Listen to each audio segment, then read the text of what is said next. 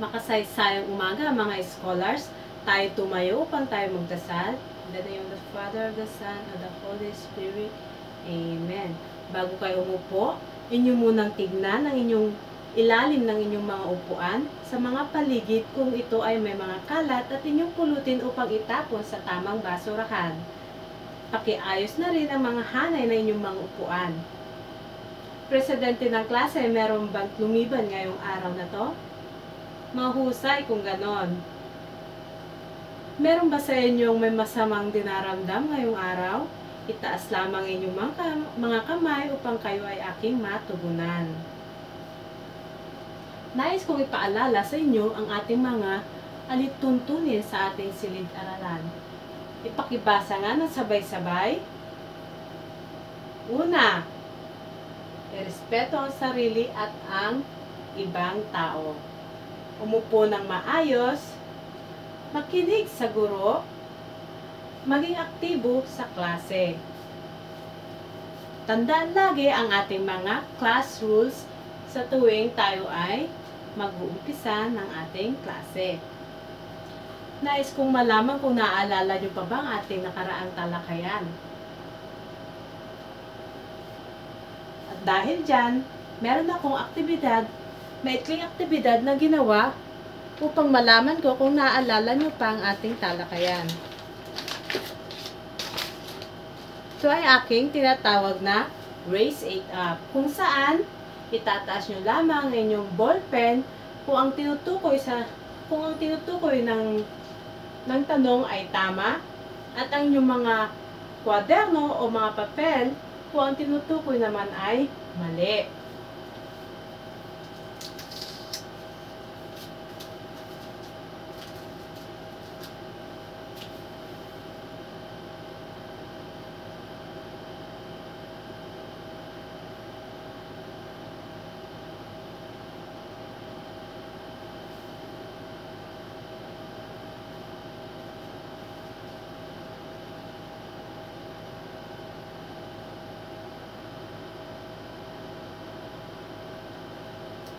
Unang tanong, sabay-sabay nating basahin.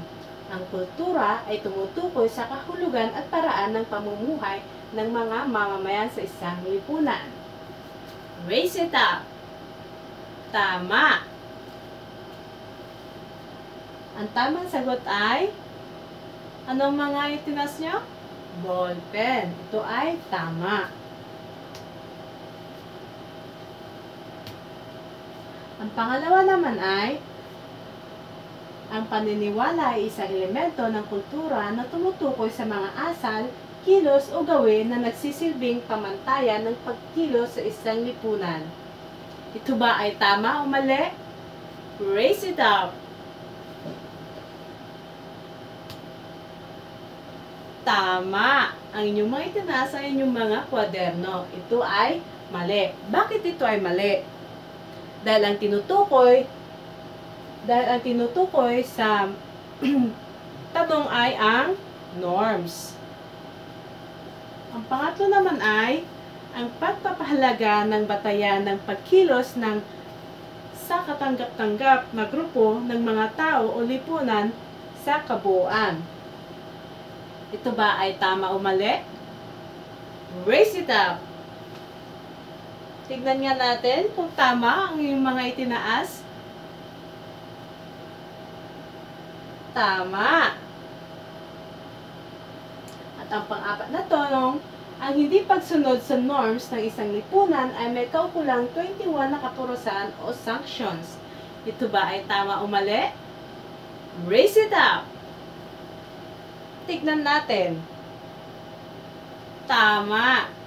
Ang inyong mga itinaas sa inyong mga ballpen.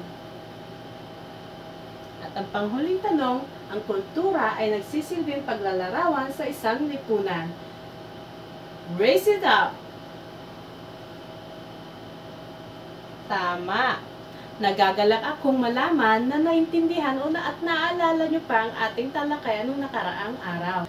Bago tayo tumungo sa ating bagong aralin, meron akong inahandang video kung saan inyo itong papanoorin at inyong susuriin.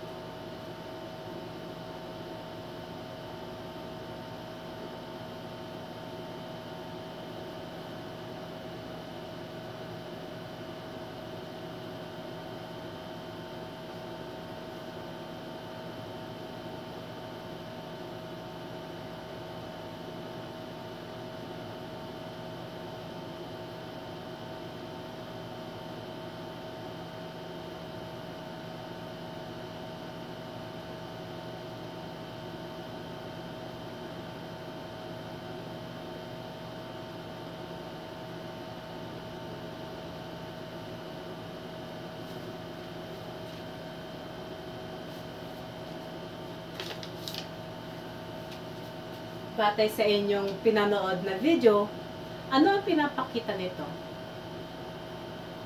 Joanna? Tama. Ito ay nagpapakita ng hindi tamang pagtatapon ng mga basura o ang hindi pa tamang pagsisegregate ng mga basura. Ano naman ang inyong opinion sa inyong napanood na video? Kani? Mahusay. Ito nga ay nakakapangamba sa ating kalusugan at sa ating mga environment. Batay sa video na inyong pinanood, meron na ba kayong idea kung ano ang ating paksa ngayong araw na ito? Edgardo? Tama. Mga problema sa basura. O ang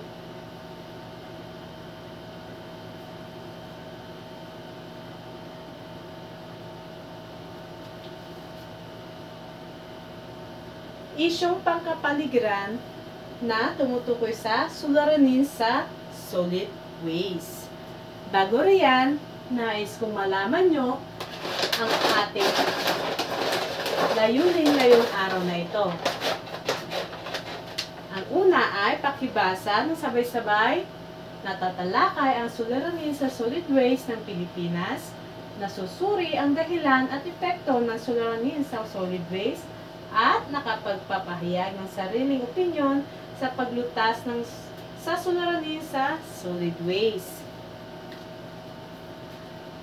Bago riyan, meron akong picture dito, mga larawan na inyong susuriin.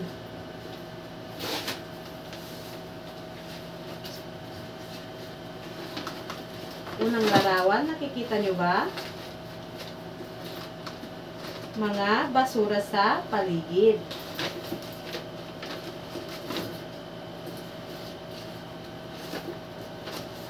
Pangatlo,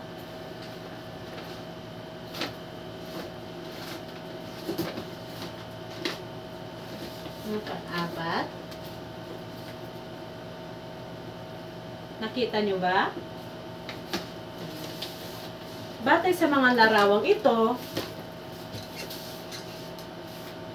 ano sa tingin nyo ang kahulugan ng salitang solid waste? Patricia? Tama. Ang solid waste ay mga basurang nagmula sa tahanan, komersyal na establishmento, basurang nakikita sa paligid, basurang nagmumula sa sektor ng agrikultura, at iba pang basurang hindi nakakalason. Alam nyo ba, ayon sa mga eksperto, 339,422 na tonelada ng basura kada araw ang nakokolekta ng mga collectors. At halos 25% ng basura ay nanggagaling saan? Sa Metro Manila.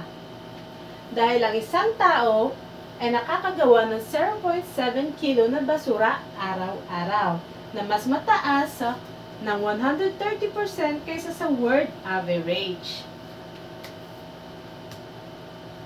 Narito naman ang bahagdan ng pinanggagalingan ng solid waste. At ang pinakamalaki ay ayon sa ating pie chart, ay ang mga basurang nanggagaling sa tahanan na may 56.7%. Magbigay nga ng halimbawa ng mga basura na nanggagaling sa ating mga tahanan. Tama, ang gagaling. Bigyan natin ang ating mga sarili ng good job clap. Alam nyo ba ito? Ganito lang yan. G-O-O-D-J-O-B, good job, good job. Naintindihan ba? Sabay-sabay. J-O-O-D-J-O-B, good job, good job. Very good. Pangalawa naman ay ang mga basurang nanggagaling sa komersyal na establishmento. Yung mga tinatawag nating mga tindahan, yung mga public or private establishment, na may 27.1%. Meron din dito ang tinatawag nating institutional. Mga basurang nanggagaling dito ay magbigay nga ng halimbawa. Tama. Ito ay may 12.1% na bahagdan. At ang panghuli naman ay ang industrial. Ano nga ba industrial? Ito ay ang mga pabrika, mga basurang nanggagaling sa ating mga pabrika. Nagbigay nga ng halimbawa ng mga basurang nanggagaling sa mga pabrika. Mahusay.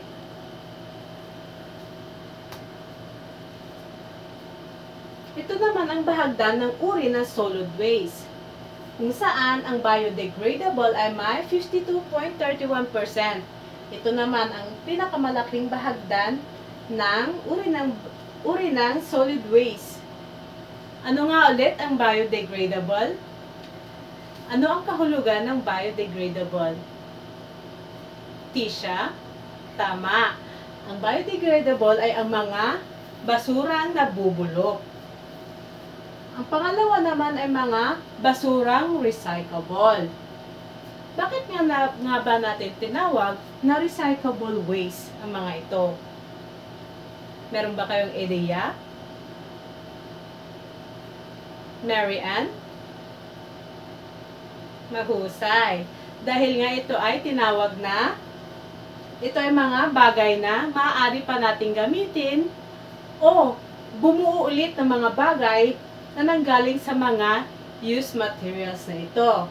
At andito ang mga papel o mga kahon, mga plastic, mga metals o cans, mga glass, textiles, at mga rubber o goma. Kung saan, kung ito ay ating pinag-add lahat, ito ay may 27.78% na bahagdan. Ang susunod naman ay ang residual waste.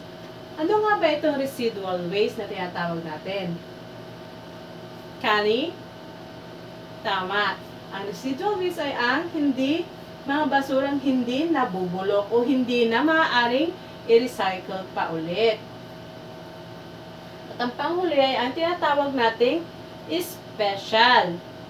Buti pa ang mga basura, may special. Kayo, biro lang. Ang special waste ay tinatawag nating, may idea ba kayo kung ano ang special waste na tinatawag? Giver. Tama. Tinatawag natin special waste dahil kailangan ito ng kaukulang proseso bago ito itapon, tulad ng mga basura na nanggagaling sa ospital, mga incineration, mga gloves na ginamit ng mga doktor.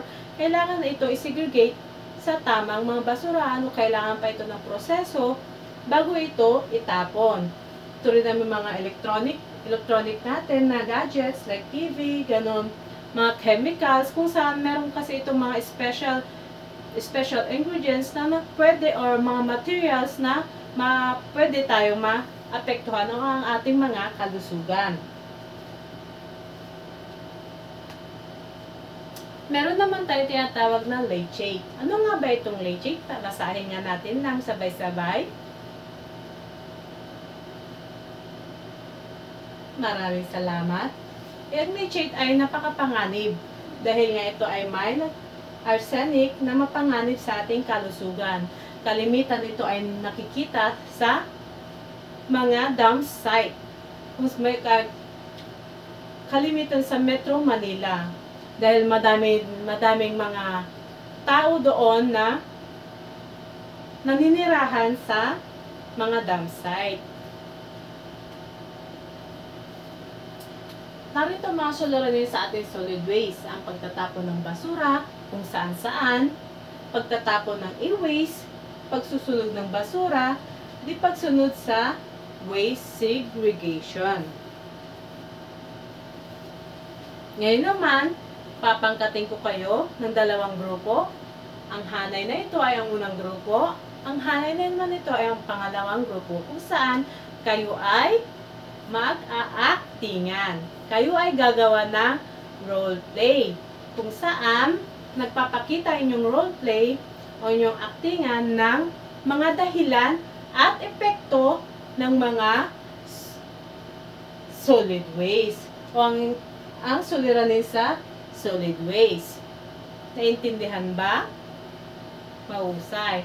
Meron lamang kayong 10 minuto upang paghandaan ang roleplay na ito. Umpisahan nyo na. Naman, meron akong ginawang aktibidad na tinatawag nating Careful Whispers. Basahin ang panuto ng sabay-sabay. Bibilang kayo ng 1 at 2. 1, 2, 1, 2, sunod-sunod yan. Kayo ngayon ay magkapareha at ang number 1 ay ang tatawagan nating si Whisper at ang number 2 naman ay si Shouter.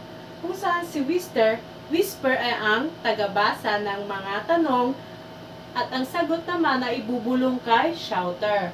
At si Shouter naman ay siyang tatayo upang i-shout ang sagot na winisper ni Whisperer. Antayin lamang ang go signal ng guro bago bumulong at sumagot. Naintindihan ba?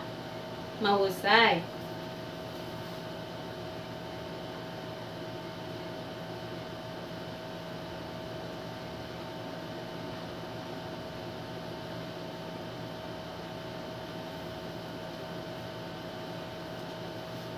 Sa mystery box na ito ay may mga katanungan na inyong sasagutin. What's inside the mystery box? Unang tanong. Dito nagmumula ang pinakamalaking bahagdan ng mga itinatapong basura araw-araw. Humanda ng mga whisperer. Whisper. Shout! Tama nga ba ang inyong mga sinaw? Tignan natin. Tama.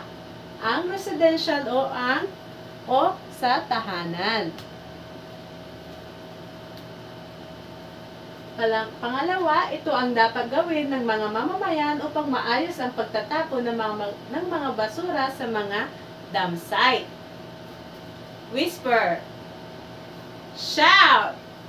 Tignan natin kung tama ang inyong mga binigay na sagot. Tama. Waste segregation.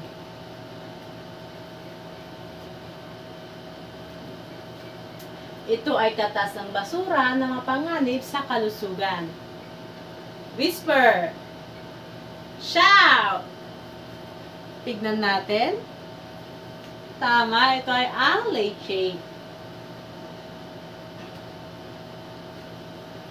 Halimbawa ng mga basurang nagmumula dito ay ang mga pinagbalatan ng gulay at prutas, mga tinabas na damo at dahon mula sa bakuran.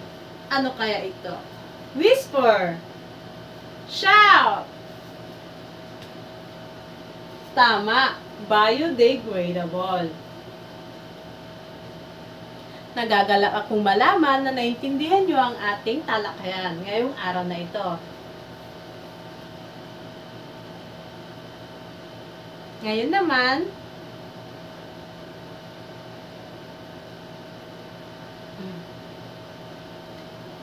maglabas ng inyong coupon o mga yellow pad paper kung saan kayo ay gagawa ng hashtag para sa bayan, para sa kinabukasan, kung saan ang bahaging ito ay ipapahayag mo kung ano ang magiging tungkulin o ambag mo sa paglutas ng mga suliraning pangkapaligiran at kung ano ang magagawa mo sa pangangalaga sa kalikasan ng ating bansa. Sumulat ng maikling panata sa pangangalaga ng kalikasan. Ito ay isulat sa short copy man or inyong mga yellow pad paper. Gawing gabay ang nasa picture na ito. Naintindihan ba mga scholars? Mahusay. Inyo na umpisahan. Meron tayong gagawin na tinatawag kong sabayang awit. Tayo ay kakanta ng protektahan ang ating kalikasan sa tono ng Leron Leron Sinta. Alam nyo ba ang kantang Leron Leron Sinta? Mahusay. Sabay-sabay tayong aawit. Opo.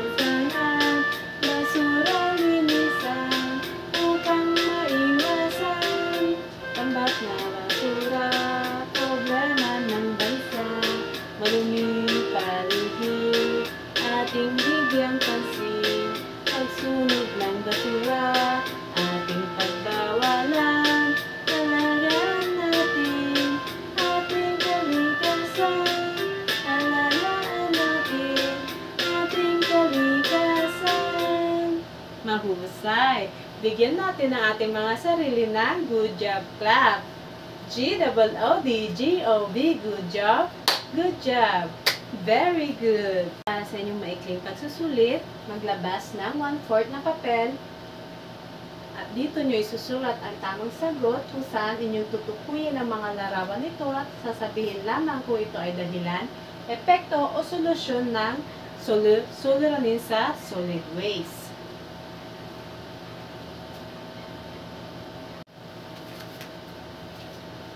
At para sa inyong taktang aralin, magsaliksik ng kung paano paghahandaan ang at iba't ibang hamon pangkapaligiran upang maiwasan ang malawakang pinsala sa buhay ari-arian. Isulat ang inyong nakalat na impormasyon sa inyong kwaderno. Tumayo tayo upang tayo magdasal para sa ating closing ceremony ngayong araw na ito. In the name of the Father, the Son, and the Holy Spirit. Amen.